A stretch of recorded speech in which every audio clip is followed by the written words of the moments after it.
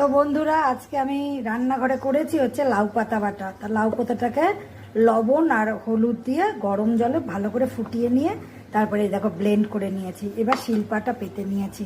এখন আমি কি করব, এই সর্ষের তেলে আমি দিয়েছি কাঁচা লঙ্কা, রসুন আর হচ্ছে কালো জিরে, আর তেলটা আছে ওই তেলটা দিয়ে মাখবো। এগুলো এখন বেটে নেব।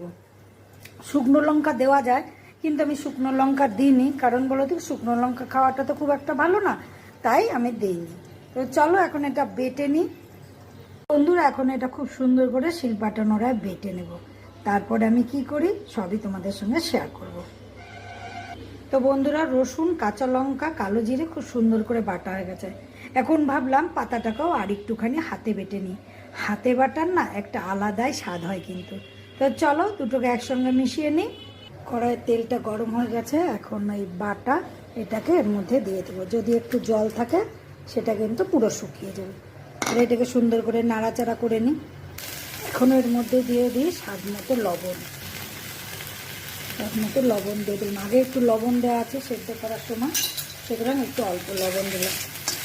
এখন খুব সুন্দর করে ভাজা ভাজা করে নেব। তারপরে ওই কালো জিরা, কাঁচা লঙ্কা, রসুন বাটাটা মিশিয়ে নেব। এটা তো অল্প একটু দিয়ে অনেক ভাত খাওয়া যায়। ওটা ভাজা ভাজা হয়ে গেছে, এখন এটাকে পুরো তুলে নিলাম। এই যে এখন দিয়ে দিলাম এর মধ্যে।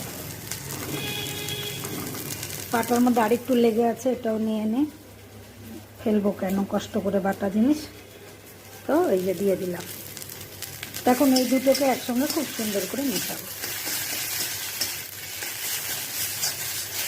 যা দারুণ গন্ধ বেরিয়েছে না, দারুণ দারুণ দুর্দান্ত।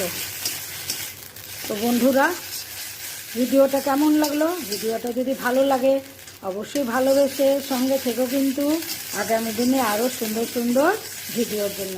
তাহলে আজকের মতো ভিডিওটা আমি এখানেই রাখছি। তো তোমরা সকলে খুব খুব ভালো থেকো আর থাকতে হবে হাসি খুশি। তাহলে আসি, টাটা, বাই।